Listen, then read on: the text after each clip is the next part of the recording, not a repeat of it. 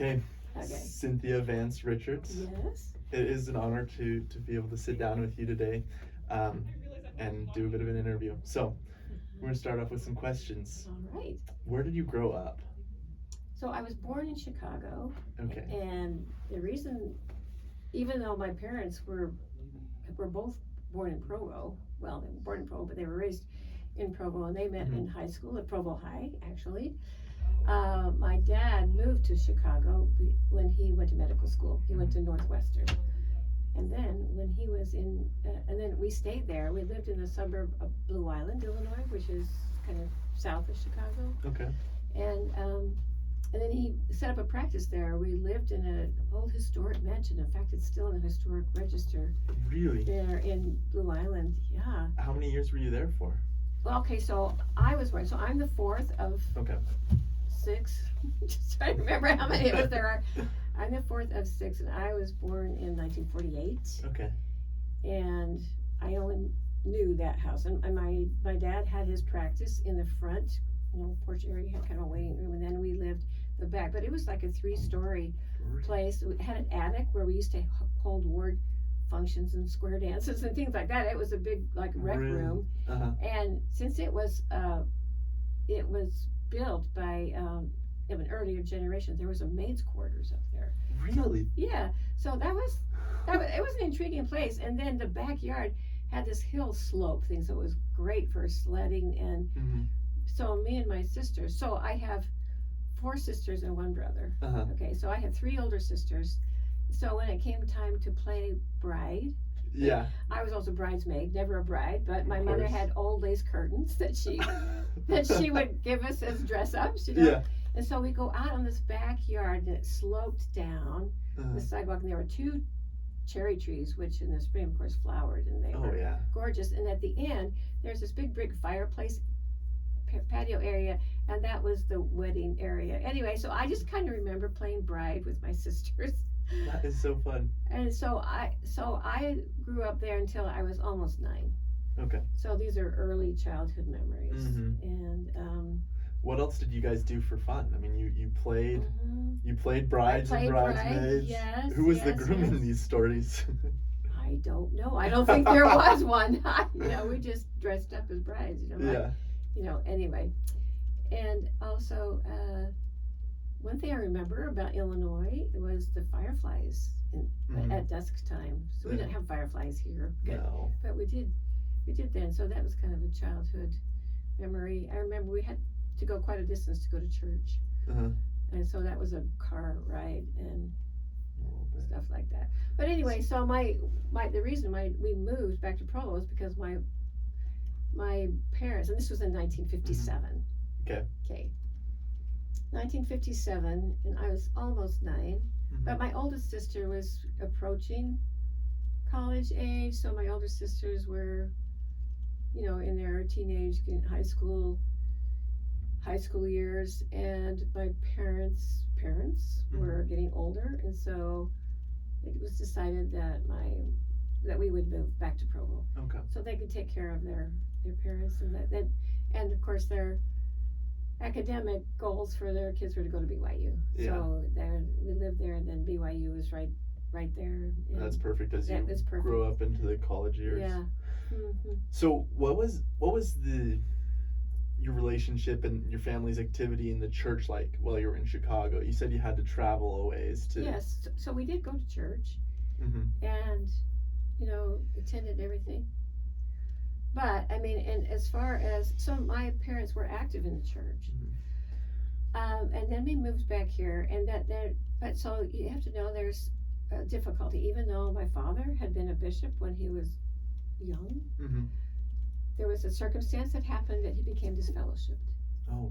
And so his relationship with the church, I think that he still loves the gospel and loves the church. In fact, his own siblings, his own family was pretty dysfunctional. We won't go into that, but as far as comparing to his brothers who actually didn't embrace the gospel so much, he was probably the most faithful, because he would offer to pay for missionaries, to go out and help out. he himself, after he moved to Provo, we would go, but he was not an active participant. Mm-hmm. You know what I'm saying? Yeah. I have no idea what his ecclesiastical standing was, what interfered, but he lost confidence, I think, in himself, as far as being, even though he loved the gospel, but as far as participating in leadership. Yeah. You know, stuff like that. So, and then there were some marital struggles between my two parents. So that was a heartbreak for me. Mm-hmm. So probably those two things. But I love both my parents. Of course. And my dad gave me opportunities. Both my parents grew up in the Depression. Mm-hmm. So they wanted to make sure that they had the opportunities that we had opportunities that they didn't ever have. And so that's why we all had music lessons. Yeah. That was something they never had the opportunity of doing. And of the six of us, we all had music lessons and opportunities that way. Then I had my sister Loya, who played the cello. She was a serious musician, and we were all engaged, but I probably took it the most seriously. So it became quite a passion for me through my life. So yeah, you have made your mark in the musical world. Oh, thank you. Cynthia. And so did that start with you, or was it general? I mean, did any of you, did your parents either play anything, or was it? No, they all didn't play began with you and your anything. They just siblings? gave us the opportunities, and so we had they wanted to make sure we had good teachers, good instruments. I remember when I was about a senior in high school, and I really wanted to upgrade my violin, and and so my dad and I went to California and kind of looking at the violin makers, and it cost about the same price as a new Oldsmobile. He says, well, I could trade in my, but anyway, we settled for something that wasn't quite as, like this was an Italian nice thing, sure. you know. But anyway, they were interested in making sure we had the opportunities. But as far as what inspired me to really go forward with it was when I think I wanted to sound like my recordings that I was listening to, because I really loved, we used to listen to violin recordings, and then what did you listen to those recordings on? Vinyl records. So they were vinyl records. Yeah. So I kind of grew up with that, and the fact that my sisters were involved in music created a family ensemble that I was a part of. So that kind of got us started. So, but I really didn't get serious until I had a teacher. My teacher, David Dalton, I remember posting on his obituary. He said, thanks, Dr. Dalton, for believing in me, because when I was a sophomore in high school, he challenged me.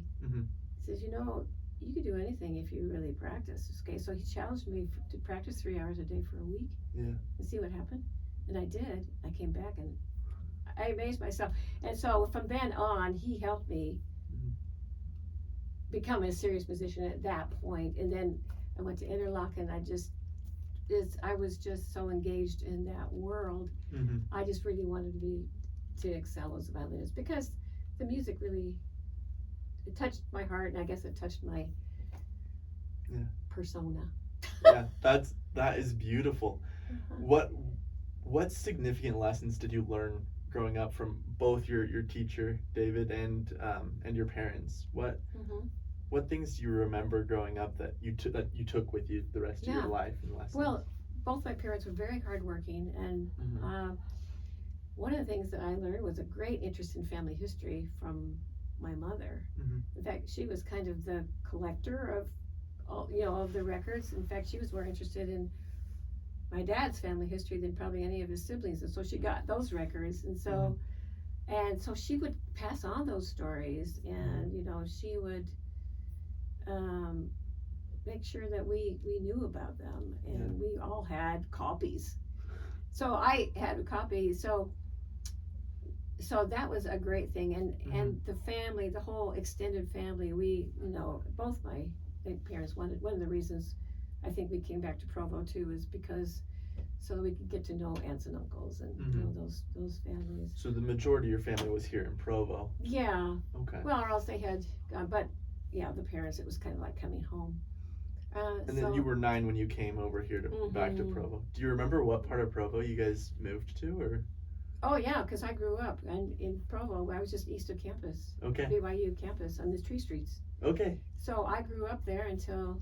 So you spent a lot of time. Oh yeah, I was there. So I grew up there on the Tree Streets. So my dad was a doctor. He had his own practice, and his first love was his job at being the BYU team doctor. So we live close to BYU, walk, there.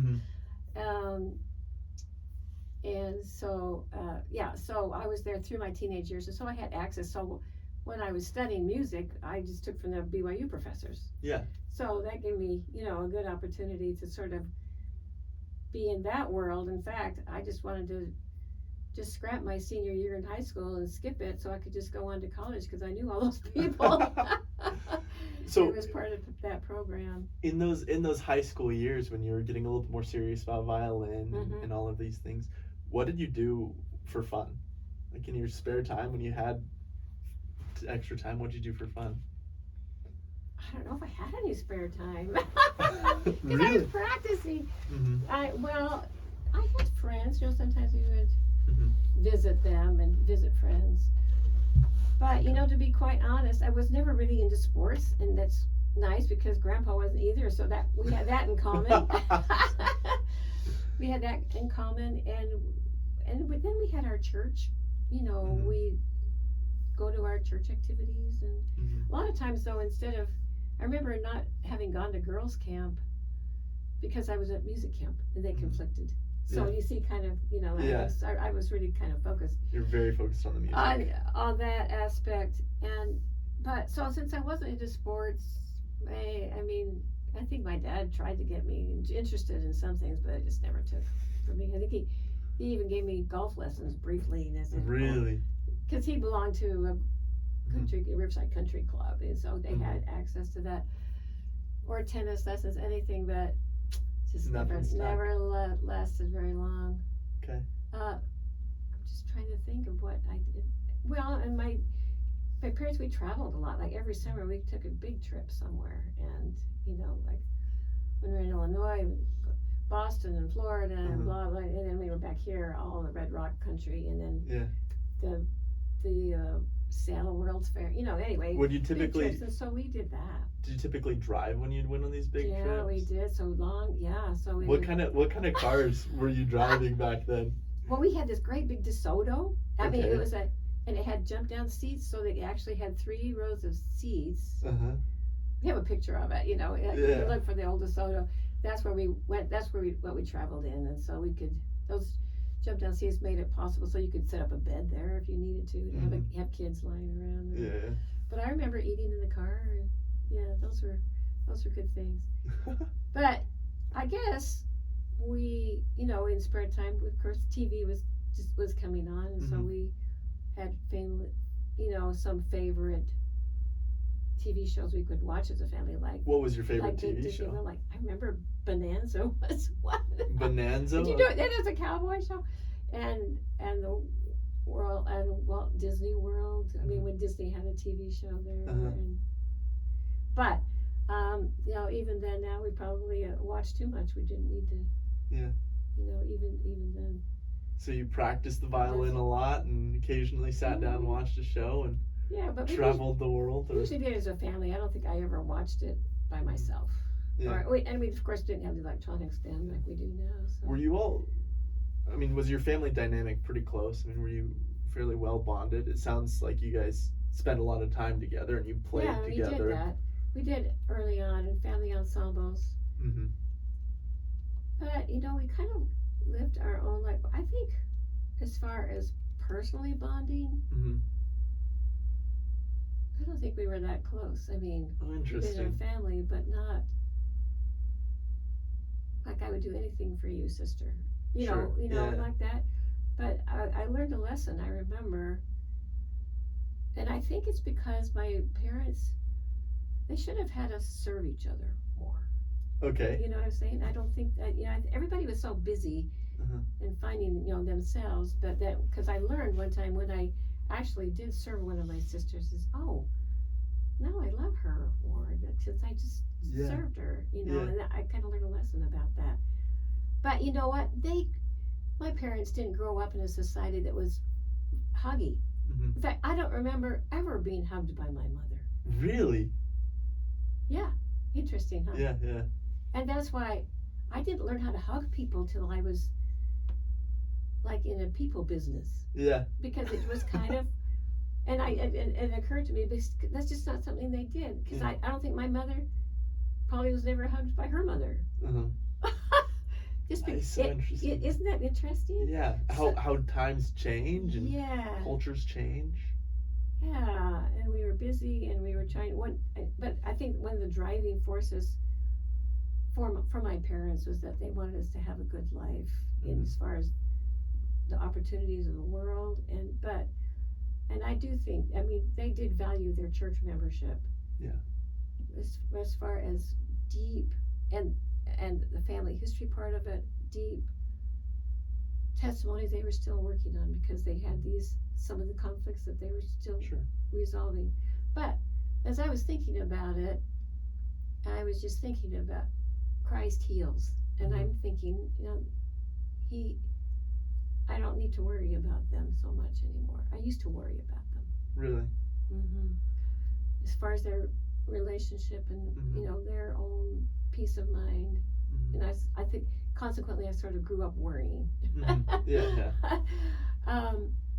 But since then I'm thinking, Christ has come and brought healing in his wings, and I'm quite sure that those issues are resolving. What a powerful mindset shift to just trust that the Lord has it figured out that it is in his hands. Yes, because they're good people. Oh yeah. Wonderful people. Diligent. They love their church history heritage. They made pioneers on both sides. Yeah.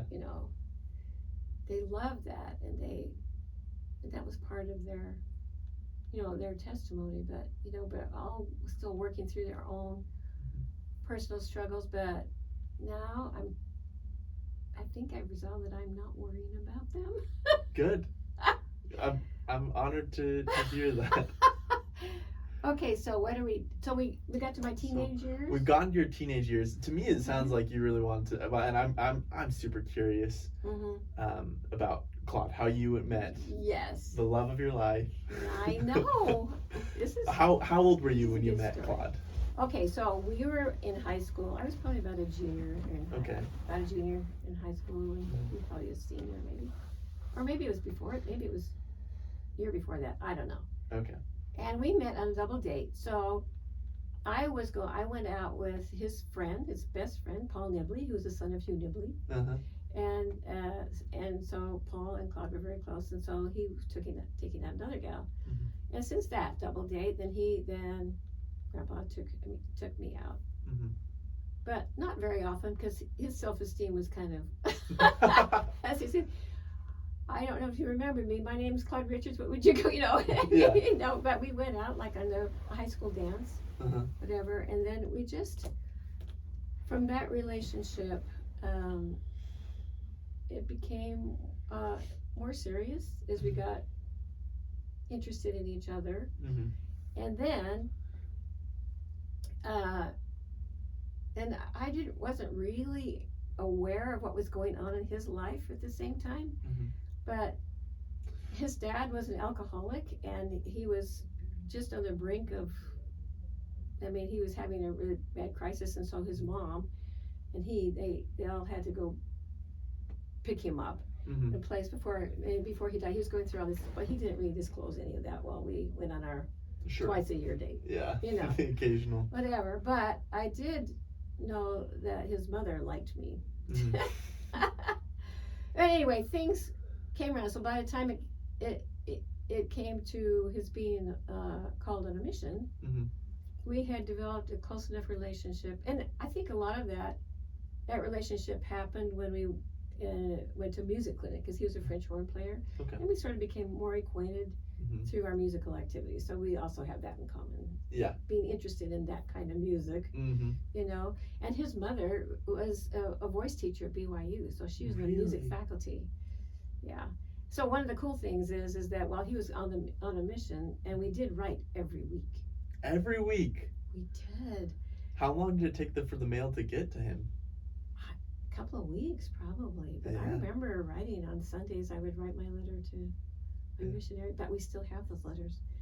Really? He didn't keep mine. You can imagine this, but I kept. You kept his. So if anybody wants to know, we haven't read it again. But there's a whole mission worth of my letters. No, of his letters to me. Those would be so fun to look through. Yeah. And anyway, so what his mom would do, and she was a widow, you know, by now. In fact, his dad died before he left on the mission. Okay.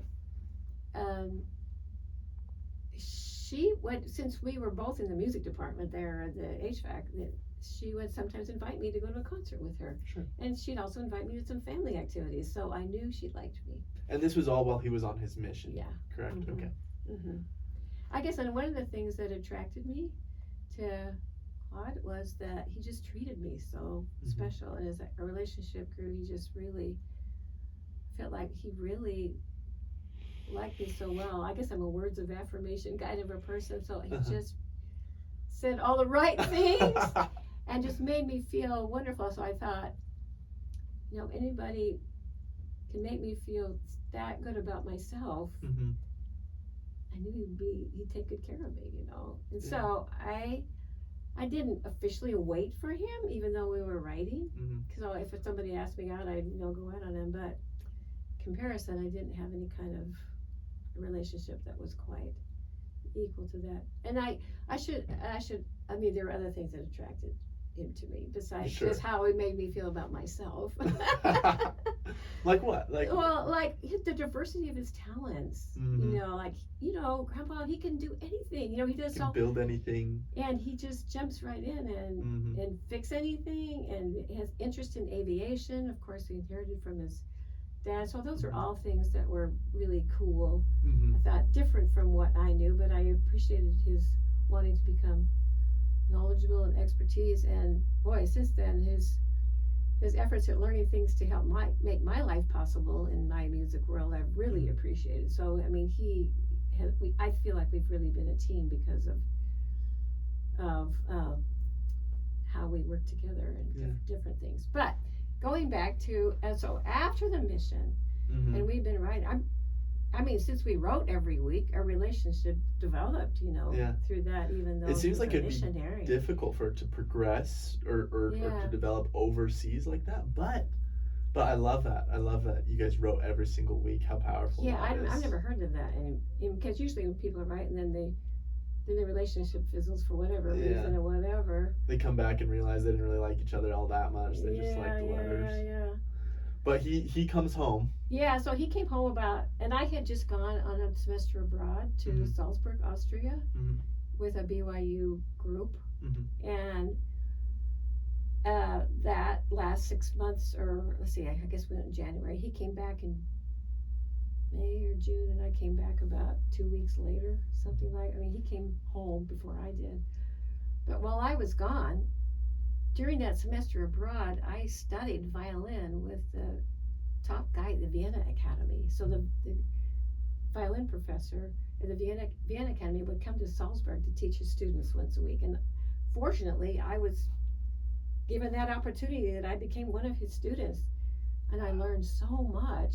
And he didn't speak any English. We just all in German.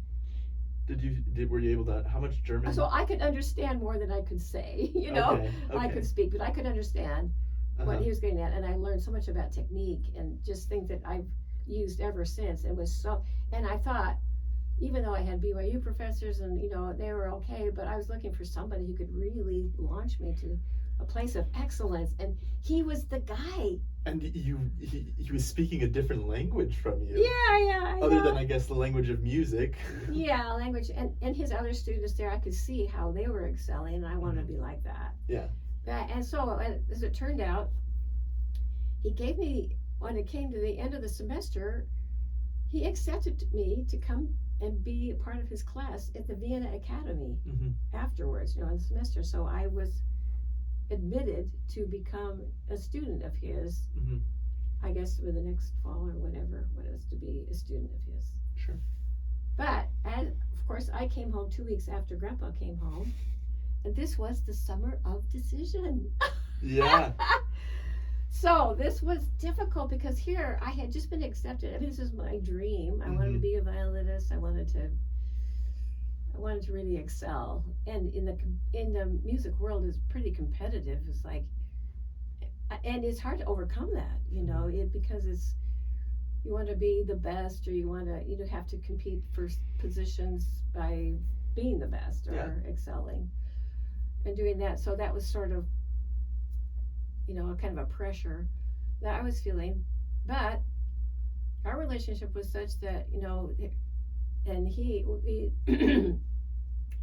both thought that we would be each other's partner, we would marry. But so my first program would say, well, can't we just wait, and I'm going to go to this semester in Vienna, and then we'll get married, whatever. So did you have a question? So yes. So at what point in time were you thinking about? You said that you wanted to, be partners. You wanted to join with him. And actually, I think it was just before he left. But I think he was missionary. But I think the last one thing I think is, if it's works out with you, I'd be interested in our. So before he leaves, before he left, you're talking about, maybe this could work between the two of us. Mm-hmm. That is so cool. You write the whole time while he's gone. Yeah. Then you get back 2 weeks later. He comes back, right? Mm-hmm. Well, he came back first. He came back, and then I came back. Meanwhile, his brother was saying, "I don't know, Cynthia is probably not the person for you because she's too focused on a career." Yeah. You're a career woman. Yeah. Yeah. And so she wouldn't so he was being influenced by that. And so we were trying to work this out. Yeah, let's talk about this summer of decisions that you guys had. Yeah, it was very painful. So he was being influenced, it was one way. By his brother. Yeah. And also his mother was dying of cancer that summer. Oh, wow. So there was kind of some pressures there. But anyways, we were kind of working through things, and he talking and talking, but he still treats me so great. Yeah. And so we're both wrestling, with this. And so what happened is that we broke up. It was during the summer. But when Grandpa went back to tell his mother, she says, "Well, I don't know if it's the right thing, but it really makes me sad." And so after that, and she was sick, but and you'll hear the story from Grandpa, and he'll say this, but so he had, okay, maybe I better rethink this because my mother does not think this is the right thing, Yeah. So anyway, we got back together, and of course we're both praying. And how long was that break between you two? From when? About 12 hours. Okay.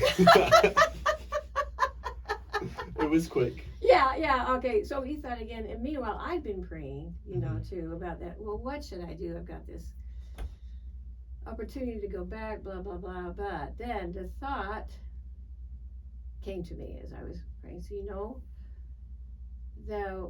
the people that you will influence with your music really have nothing to do with your state of, excellence. You're competitive. I don't remember the words that came to me, but the whole idea. So interesting. The whole idea that came to me, I could let go of having to excel to compete in the world, just because. And have an impact. Whoever I was going to influence in my own sphere of influence, really, I mean, I could still excel without having to go to Vienna, and I would still excel in what other opportunities were there. But the point was that I could sort of relax about that whole competitive aspect of it, and I could think the people you will influence are the people that you will, are going to make a difference in their lives and your lives, and this is not dependent on your state right now. How you of do your in the exes, world. and how I do, yeah, right there. And that kind of freed me up. I'm thinking, okay. And then the other thought was that I'll probably never find a man that will treat me this good. If I let go of this opportunity, I might never get another one. So that inspiration that came to you about the people that you'll have an influence on, and not needing to be so in the world. How did that come to you? How did you I guess either receive that inspiration or come up with that in your mind? I think it was a matter of prayer after I had finished praying, whatever, and then this calm came, and then that thought, which helped me to.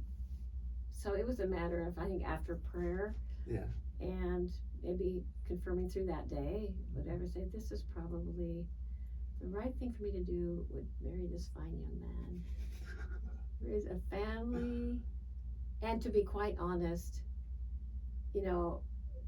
if I'd gone back, to be quite honest, my learning in music did certainly not stop when I got married. Yeah. I just kept learning and doing, and whatever all the opportunities were, and which was made it possible for me to be a good influence on my students, or creating a performing career, or whatever. It's just part of the puzzle. It wasn't reliant on that. Did you think, or were you nervous that your learning in your musical career would slow down or cease because you made that decision to pursue Claude and marry him, or what was my question here? Was I worried for a time? Yeah. I guess, but maybe briefly, but that whole prayer thing and that thought that came to me helped me to relax. Yeah. And so that I could have that answer, that it wasn't, my ability to be an influence for good was not dependent on my going to Vienna. Yeah. Oh, that is so powerful. I love that. But, and so Claude would tease me about that. He says, well, this is a lot better than having to be suffering in an upstairs gallery room in an academy by yourself. Yeah. Yeah. Can't remember all the words that he used, but so, and he did treat me great. We made a great team. And so after this 12-hour break that you guys, I don't remember how long it was, but it was less than a day. How did you two come back together? Was it just like a phone call? Did he come onto your porch with a rose, or like how did this relationship get re-entered? You know what? I don't remember. We just came, and then I think I just said yes. Yeah. I don't remember the details, which is kind of curious. I remember the conflict before then. Yeah. And he, does too, but I don't remember.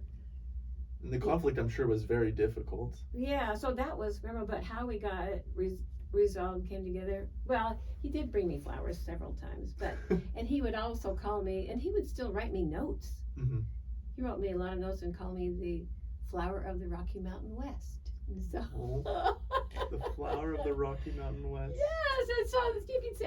So it was awesome. He just made me feel great, and treated me with a lot of respect and love. And like I say, I think the other prominent thought that came to me was that if I didn't take this opportunity, I might never get another one like this. Yeah. That is so beautiful. That was a strong, compelling idea. So how long did it take after you had gotten back together for you guys to get married? When was the wedding? All right, so got to back together in June, went through all this turmoil. His mother died in September. Oh my gosh. Yeah, so this was a big deal. So he was an orphan. But we're working out things in the estate between his brother and sisters. We moved, anyway, so this was all going on. And then we were married in December. Okay. So his mission president and his wife stood in for his parents at our wedding, at the temple. And kind of took the place.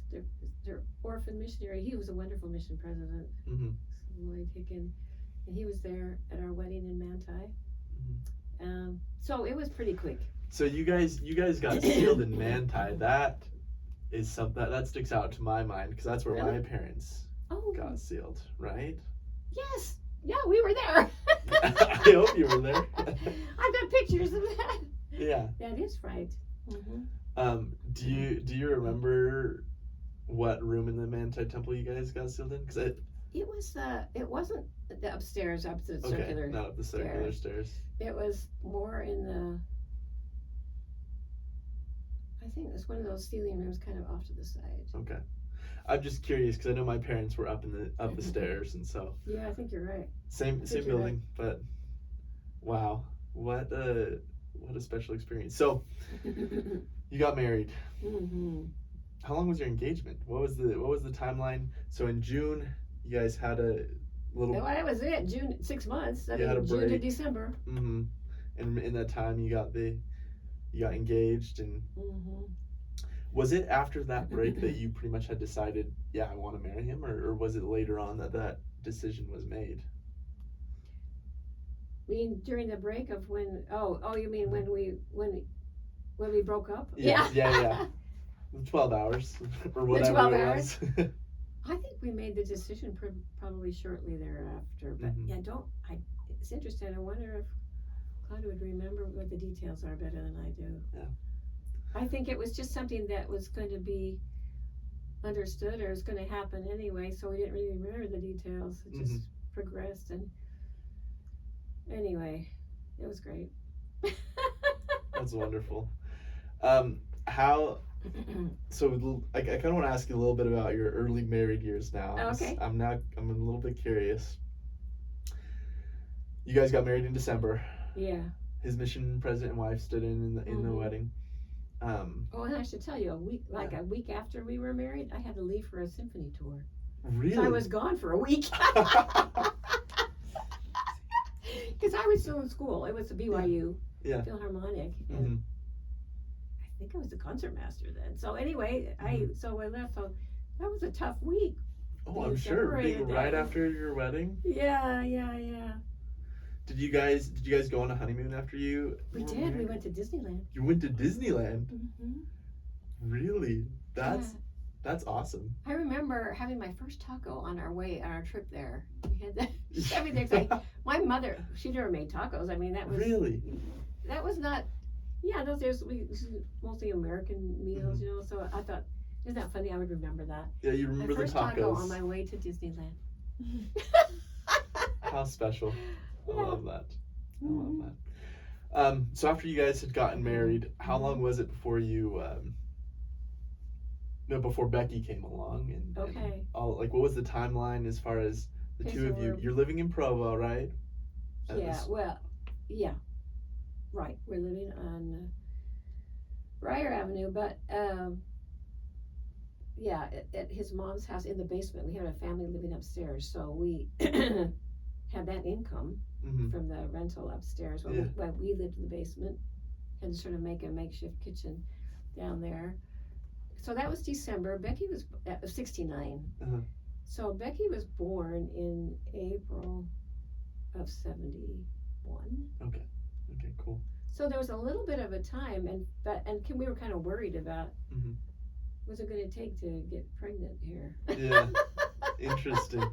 And we had a little bit of time. In fact, I just remember there was a period of time in that little era where my parents went on a humanitarian trip to Guatemala. My dad was being a doctor and stuff, so they wanted us to house sit. And I remember going to their house and house sitting there for a little while while we were thinking about having a baby. Wonderful, yeah. So in the Briar Avenue house, is this the same Briar Avenue house that, I mean, I remember it as a kid going there with Kirk. Oh, it was Kirk. Kirk lived there before. It's the same house. So we lived in the basement. When you were first married. And then, of course, when we moved upstairs, and then when Grandpa went to law school or decided to go to law school, we decided the house wasn't big enough, so he embarked on this huge adding on project. And my dad, so think about law school, adding on in the house, all this stuff coming together. And Grandpa, well, to talk to him, he says he loves my dad because we had made the decision, because we had a track, we dug the foundation, for the footings of the addition on there. And after he had done that, he says, and I think maybe we were in the middle of that when he just made the decision to go to law school.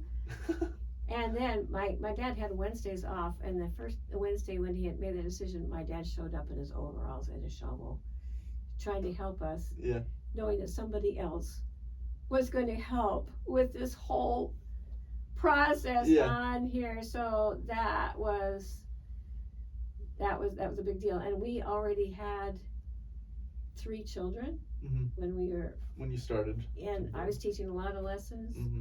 And I had Kirk when we were in the middle of law school, which was in 76. And then Emily later on in 77, and my dad had passed away by then. Oh wow. But anyway, it's another little interchange. My Claude has such respect and appreciation for my father. Relationship with his father-in-law. His relationship with Wendell was awesome. In fact, he comments, and I agree, that probably Wendell's relationship with Claude was better than that of his own son. Really? Yeah. Wow, that is powerful. Did I answer all your questions? We kind of rambled. Well, you've been phenomenal. I have a list of 14 other questions, but I honestly have loved just sitting here and listening to you. Okay. As far as time, we probably should start wrapping up here pretty soon. But I want to get just some solid words of advice from you for me and for your posterity growing up. If you were to give a piece of advice, something that's been powerful in your life and you believe would be powerful in their lives, what would that be? I don't know. I think we just need to keep learning. Both, keep learning about ourselves, about the world, about our purpose, about keep having a dream, so that you have a purpose that is unique to you. Yeah. And so if you keep learning about that, and then as you get married, you're feeding the dream of your spouse. Yeah.